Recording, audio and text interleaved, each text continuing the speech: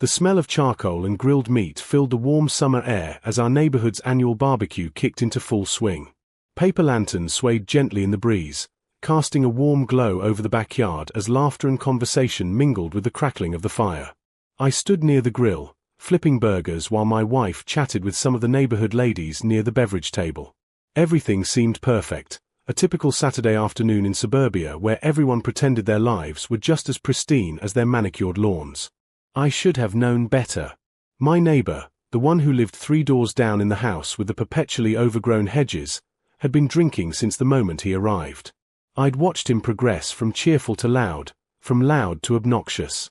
He was the type who thought volume equaled personality, and alcohol only amplified that delusion. His wife had left an hour earlier, embarrassed by his behavior, muttering something about a headache. Now he stood in the center of the yard, red-faced and swaying, holding court with a cluster of uncomfortable-looking neighbors. "You know what?" His voice boomed across the yard, cutting through every other conversation like a knife. "I've got an announcement to make." The chatter died down.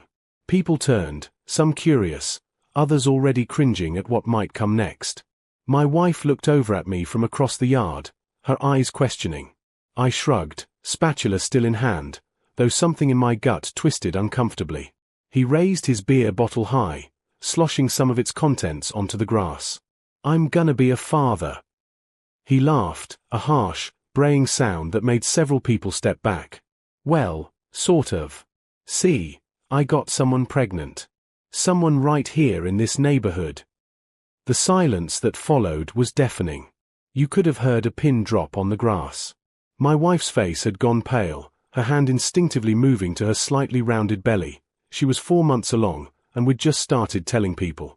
"That's right." He pointed an unsteady finger directly at my wife. "Her.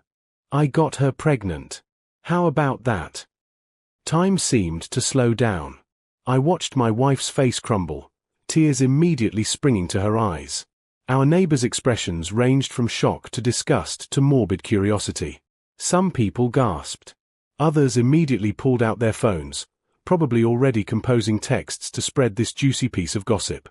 Mrs. Patterson from next door actually had her mouth hanging open, her plate of potato salad tilting dangerously in her hand. But I didn't react the way everyone expected.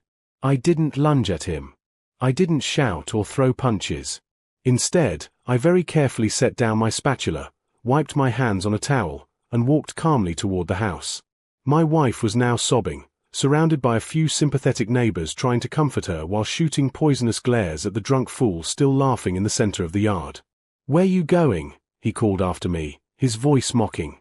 "Can't handle the truth? Real man's taking care of your responsibilities." I ignored him, climbing the steps to our deck and entering through the sliding glass door. My hands were steady, steadier than they'd been in weeks, actually. Because unlike everyone at that barbecue, I knew something they didn't. I'd been waiting for this moment, or one like it, for almost a month now. I'd been prepared, had all my evidence gathered, all my facts straight. I just hoped I wouldn't have to use it in such a public way. But he'd made his choice. He'd decided to humiliate my wife in front of our entire neighborhood, to spread his poison for everyone to consume. So now I was going to do something I'd learned from years of working in corporate litigation. I was going to present the facts, let the evidence speak for itself, and watch everything crumble for those who deserved it. I grabbed my tablet from the kitchen counter, pulled up the file I'd been dreading to play, and walked back outside. The conversation had erupted now, voices overlapping as people argued and speculated. My wife was being escorted toward our house by 2 kind neighbors, her shoulders shaking with sobs. "Everyone!" I called out, my voice cutting through the chaos. "I have something you all need to hear." 3 weeks earlier, I'd been living in blissful ignorance. My wife and I had just found out we were expecting our first child. The pregnancy had been a surprise. We'd been trying for a year with no success, had even started looking into fertility treatments. Then, suddenly, she was pregnant. We'd been overjoyed, already picking out names, already imagining what our little one would look like. Then came the phone call that changed everything. It was from my wife's best friend, Sarah, and her voice was tight with barely controlled anger. "We need to talk," she'd said. "In person." Without your wife. We met at a coffee shop downtown, far from our neighborhood. Sarah looked like she hadn't slept in days, dark circles under her eyes, her usually perfect hair pulled back in a messy ponytail. She slid her phone across the table to me without preamble. I overheard this conversation at the office, she said quietly. I shouldn't have recorded it, but I thought you should know. I pressed play, and my entire world tilted on its axis. It was a conversation between my wife and her coworker, the one she'd mentioned occasionally but whom I'd never met, the one who worked on the same project team, who sometimes gave her rides home when her car was in the shop. The one whose name had been coming up more and more frequently in her stories about work. Their voices were hushed, intimate, speaking in that particular tone people use when they're sharing secrets. My wife's voice came first. I don't know what to do. He's going to figure it out eventually. It's been 4 months, the male voice responded, smooth, confident, utterly lacking in remorse. If you haven't told him yet, why start now?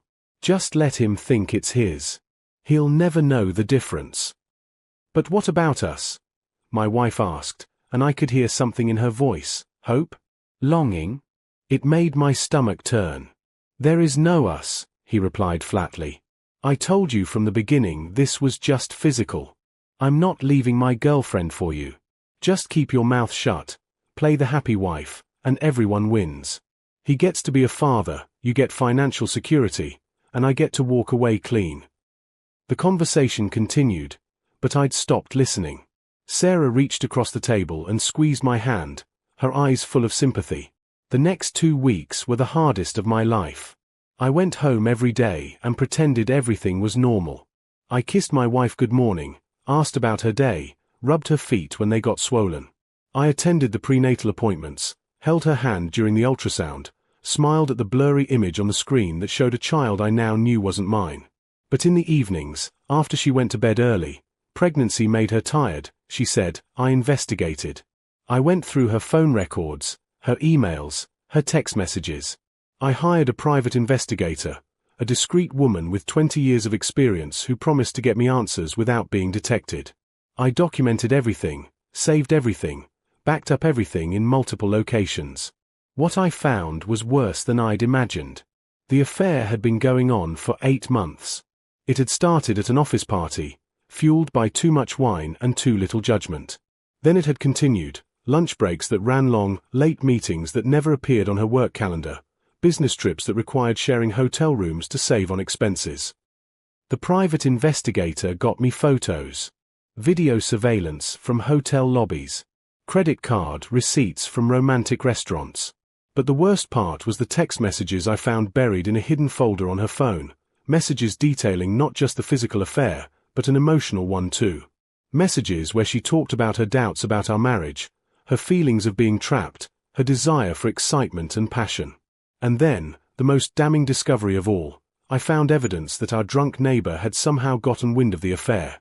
There were text messages between him and someone else, gossiping about my wife, speculating about the pregnancy, making crude jokes.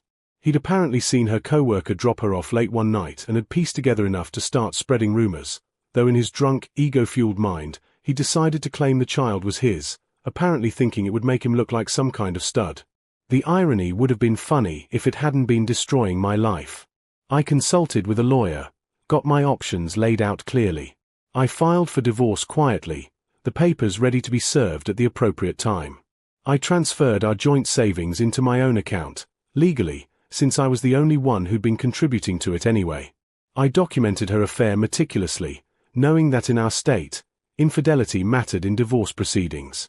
And then I'd waited, wondering when and how the truth would come out. I never expected it to be at a neighborhood barbecue, with a drunk fool making false claims in front of everyone we knew. But in a way, it was perfect. Everyone would hear the truth at once. No rumors, no gossip, no whisper campaigns. Just cold, hard facts. I stood on the deck, tablet in hand, looking out at the sea of faces turned toward me. My wife had stopped at the edge of the yard, held up by her concerned neighbors, her tear-stained face now showing confusion mixed with fear. She knew that expression on my face, the one I wore when I was about to present evidence in a deposition, calm and controlled and utterly merciless. I appreciate everyone's concern, I said, my voice carrying clearly across the suddenly silent yard. But before we all start making judgments based on drunken accusations, I think we should establish some facts. The drunk neighbor laughed, though it sounded less confident now. What facts? I just told you the truth, man. That baby's mine. Is it? I tapped the screen of my tablet, pulling up the first file. That's interesting, because according to this recording, you've never even touched my wife. In fact, according to this conversation you had with your co-worker at the hardware store 2 weeks ago, you made the whole thing up. I hit play. His voice crackled through the tablet speakers, loud and clear despite the background noise of the hardware store. I'm telling you, I'm spreading it around that I knocked up the hot wife down the street. Why? Because it makes me look good, man. Makes everyone think I've still got it. My wife hasn't touched me in months, so at least people will think someone wants me. The other voice, someone I didn't recognize, had responded, "That's messed up, dude. What if her husband finds out you're lying? What's he gonna do? Guy's a pencil pusher. Besides, everyone loves drama. They'll believe it whether it's true or not." The backyard had gone from silent to absolutely frozen. You could have heard a heartbeat. The drunk neighbor's face had gone from red to ashen, all the alcohol-fueled bravado draining away like water from a broken dam. His mouth opened and closed, but no sound came out. "So that settles that," I continued, my voice still eerily calm. "You're a liar who invented a story to stroke your own ego, and in the process, you humiliated my wife in front of our entire neighborhood. We'll be dealing with that legally, by the way. I hope your homeowner's insurance covers defamation lawsuits." Mrs. Patterson had recovered her voice. "Well, if he's lying, then the baby is yours, right? This is all just a misunderstanding." I felt something twist in my chest, the first crack in my carefully maintained composure. "I wish that were true, Mrs. Patterson. I really do. But no, the baby isn't mine." My wife made a sound, half sob, half gasp. "Please," she whispered. "Please don't." I looked at her, really looked at her, and for a moment I saw the woman I'd fallen in love with 7 years ago. The woman who'd laughed at my terrible jokes, who'd held my hand during my father's funeral, who'd promised to love me in good times and bad. Then I blinked, and all I saw was the stranger who'd been lying to me for 8 months, who'd been planning to let me raise another man's child while she continued her affair. "I'm sorry," I said, and I meant it. "But everyone's going to find out eventually. Better it's the truth than whatever story he was spreading." I pulled up the second recording, the one Sarah had made at the office. "This is a conversation between my wife and her co-worker. I apologize in advance for what you're about to hear. Some of you have children present, so you might want to cover their ears." I hit play. My wife's voice filled the yard. "I don't know what to do. He's going to figure it out eventually. It's been 4 months. If you haven't told him yet, why start now? Just let him think it's his. He'll never know the difference." "But what about us?" "There is no us. I told you from the beginning this was just physical. I'm not leaving my girlfriend for you. Just keep your mouth shut, play the happy wife, and everyone wins." The recording continued for another minute, with more damning details, mentions of hotel rooms, discussions of when they could next meet up, my wife asking if he'd ever leave his girlfriend and him laughing at the suggestion. When it finally ended, the silence was absolute. Then, like a wave breaking, everyone started talking at once. Some people were staring at my wife with open disgust. Others looked sympathetic, shooting me pitying glances. A few were already backing away, wanting to escape the drama but not wanting to miss anything either. My wife had collapsed onto the grass, sobbing uncontrollably. Her concerned neighbors had backed away, no longer sure if comfort was appropriate. The drunk neighbor was trying to slink away toward his house, but several people had positioned themselves to block his path, their faces hard. But I wasn't done yet. "There's one more thing," I said, pulling up a third file.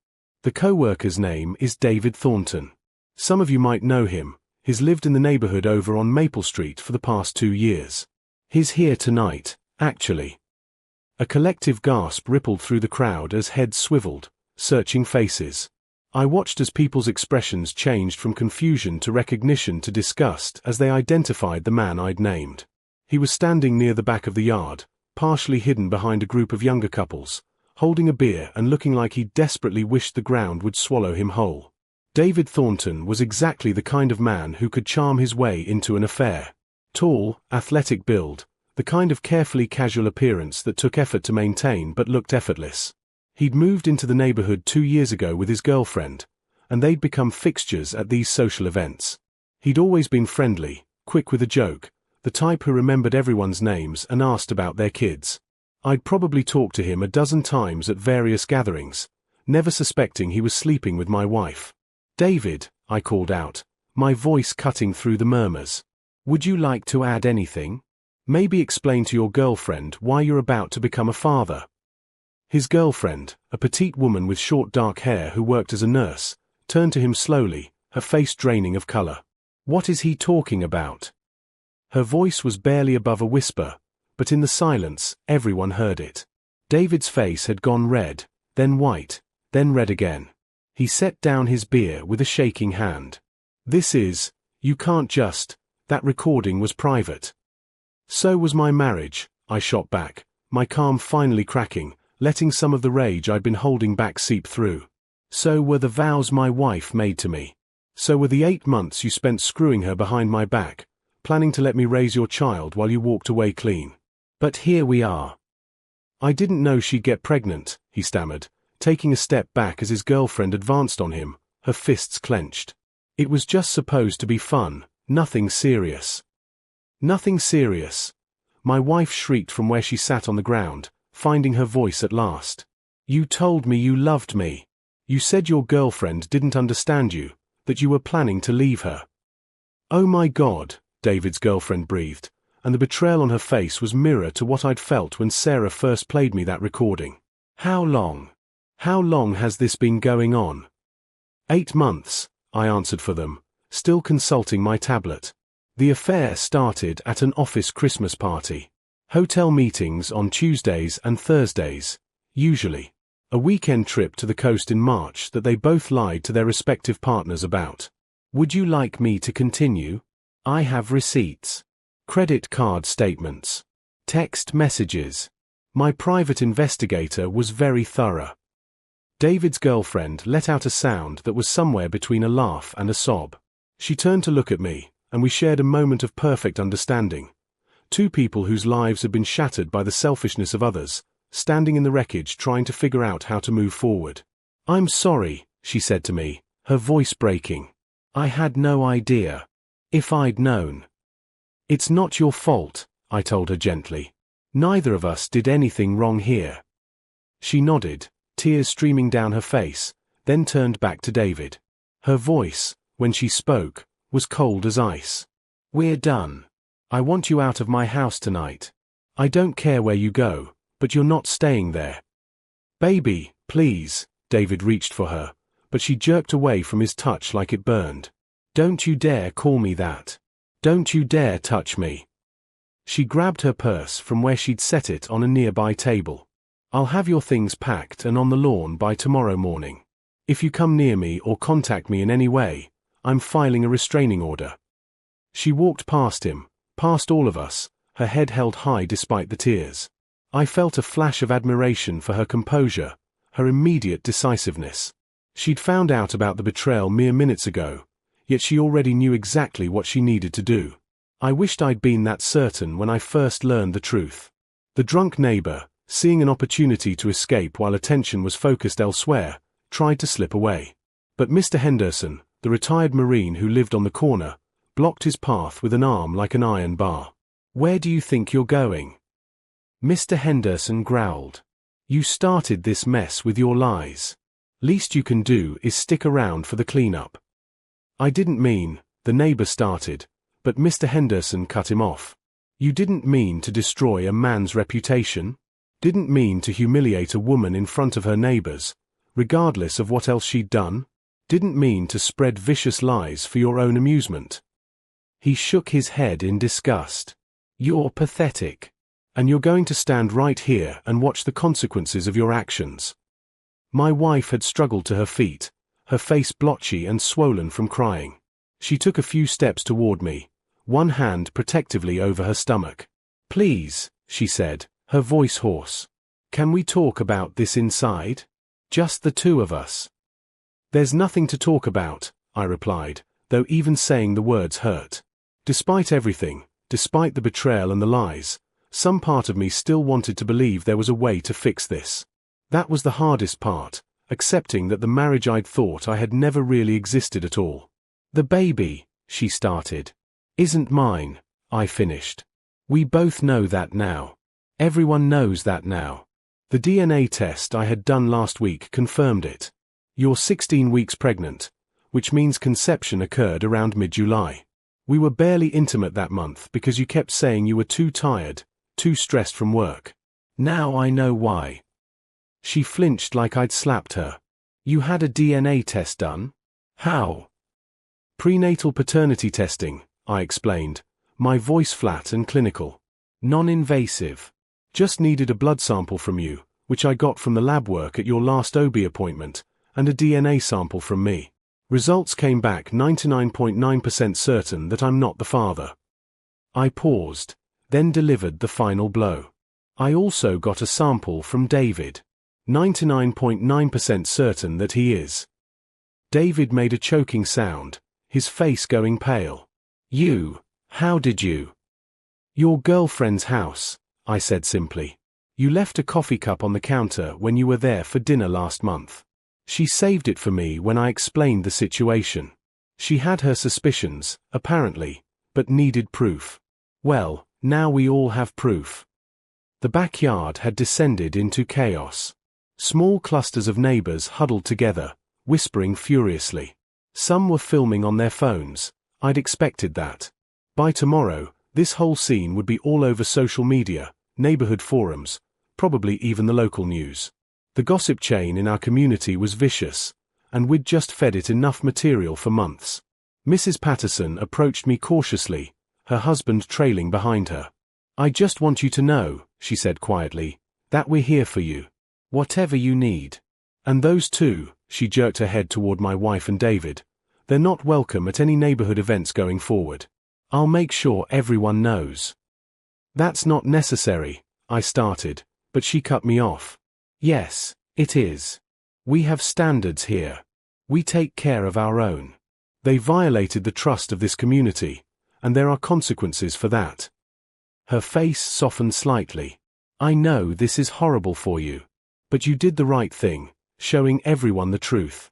Better than letting lies and rumors spread." I nodded, not trusting my voice.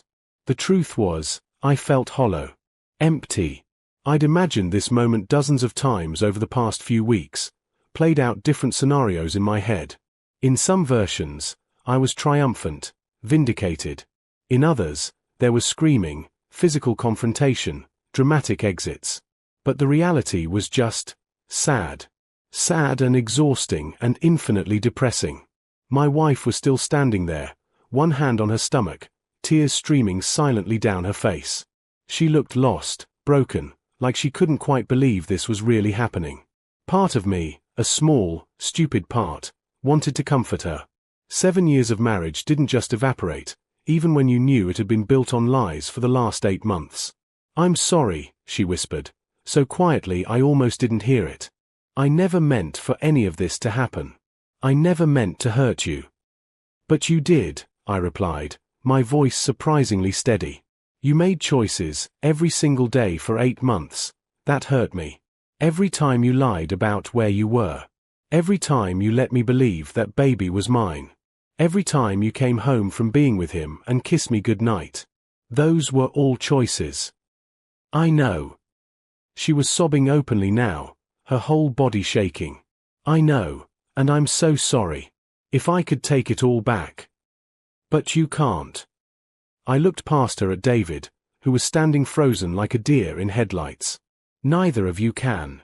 So now we all have to live with the consequences of your choices." "What happens now?" David asked, his voice barely audible. "Now." I pulled out my phone and made a show of looking at the time. Now I call my lawyer and have the divorce papers delivered first thing Monday morning. I've already filed. I've documented everything, the affair, the pregnancy, the deception, all of it. In our state, infidelity matters in divorce proceedings. You won't be getting anything from me beyond what the law absolutely requires, which, given that you committed adultery, isn't much. My wife's knees buckled, and she would have fallen if Sarah hadn't appeared out of nowhere to catch her. Sarah had been standing with a group in the corner, watching everything unfold. Now she helped my wife to a nearby chair, her face a mixture of sympathy and stern disappointment. As for the child, I continued, looking at David, that's between you and her now. My name won't be on the birth certificate. You'll need to establish paternity legally and work out custody arrangements. Child support too. I have a copy of the DNA test ready to submit to the court. I can't afford a kid, David stammered. I'm barely making my rent. Should have thought of that before you started sleeping with a married woman, Mr. Henderson interjected gruffly. Several people murmured agreement. The drunk neighbor, still being held in place by Mr. Henderson's iron grip, finally spoke up. His voice was small, all the earlier bravado gone. I really didn't know about any of this. The affair, I mean. I saw them together once, late at night, and I assumed. Then I started drinking and telling people, making it bigger than it was, making myself the center of the story because... He trailed off, looking ashamed. Because you're a small man who needs to make up stories to feel important, Mr. Henderson finished for him. Well, congratulations. You got your attention. How's it feel? The neighbor didn't answer, just stared at his feet. I looked around at the assembled crowd, our neighbors, our friends, people we'd known for years. Some looked sympathetic, others judgmental, still others simply uncomfortable to have witnessed such an intimate catastrophe. The barbecue was definitely over. People were already starting to drift away, gathering their dishes and children, casting backward glances as they went. I think we're done here, I said, addressing everyone. Thank you all for bearing witness, I suppose. I'm sorry your evening was ruined. Your evening was ruined, Mrs. Patterson corrected firmly. You just made sure the truth came out. That took courage. I wasn't sure about courage. It felt more like survival. Like I'd been drowning and finally broke the surface, gasping for air. The water was still there, still threatening to pull me under, but at least now I could see the shore. As people dispersed, murmuring sympathetically as they passed me, I walked over to where Sarah was sitting with my wife. My wife looked up at me with red, swollen eyes, her face a mask of misery. Where will you go? I asked, my voice neutral. I don't know. My sister's maybe. You have until Sunday evening to pack your essential items and leave. I'm staying at a hotel tonight, but I'll be back tomorrow to change the locks. Anything you don't take by Sunday will be packed up and donated. I paused, then added, the house is in my name only. I bought it before we married. You have no legal claim to it. She nodded numbly, seeming to shrink into herself. I turned to Sarah. Thank you for telling me. I know it wasn't easy. You deserved to know the truth, she said simply. I just wish I'd found out sooner. So do I. I looked back at my wife one last time. 7 years. 7 years of memories, of shared experiences, of building a life together. All of it tainted now by 8 months of lies. Goodbye, I said softly, then walked toward my car. Behind me, I heard my wife break down completely, her sobs echoing across the now empty yard. David had disappeared, probably chased off by angry neighbors or escaping before someone decided to make the confrontation physical. The drunk neighbor was being lectured harshly by Mr. Henderson and several other neighbors about responsibility and consequences. I sat in my car for a long moment, hands on the steering wheel, staring at nothing. My phone buzzed, messages from concerned neighbors, probably, or maybe my lawyer checking in. I ignored it all. Tomorrow, I'd start picking up the pieces, figuring out the logistics of divorce and moving forward. Tomorrow, I'd begin the process of rebuilding my life from scratch. But tonight, I just needed to breathe. To sit in the quiet of my car and process the fact that my marriage was over, that the future I'd imagined, the child I'd been preparing to welcome, the family I'd thought I was building, none of it was real. It had all been an illusion, and I'd just shattered it in front of everyone we knew. Was it the right choice? I didn't know. Maybe handling it privately would have been better, less dramatic, less publicly humiliating for everyone involved. But the drunk neighbor had taken that option away when he decided to make his false accusations in front of everyone. He'd turned my private tragedy into public entertainment. So I'd given them the truth instead. Raw, unfiltered, documented truth. Let them gossip about that. I started the car and pulled away from the curb, watching the neighborhood fade in my rearview mirror. Somewhere in one of these houses, David's girlfriend was probably crying too, dealing with her own betrayal. Somewhere, my wife was facing the reality of raising a child as a single mother with a man who'd made it clear she meant nothing to him. Somewhere, the drunk neighbor was learning that lies have consequences. And me. I was driving toward an uncertain future, but at least it would be an honest one. No more deceptions. No more pretending. Just the truth, however painful it might be. As I turned onto the main road, I allowed myself one moment of emotion. A single tear sliding down my cheek for the man I'd been this morning, the one who still had hope, still had a family, still had a future planned out. Then I wiped it away, set my jaw, and kept driving. The barbecue was over. The truth was out. And tomorrow, the real work of moving forward would begin. But tonight, I'd survived. And somehow, that felt like enough.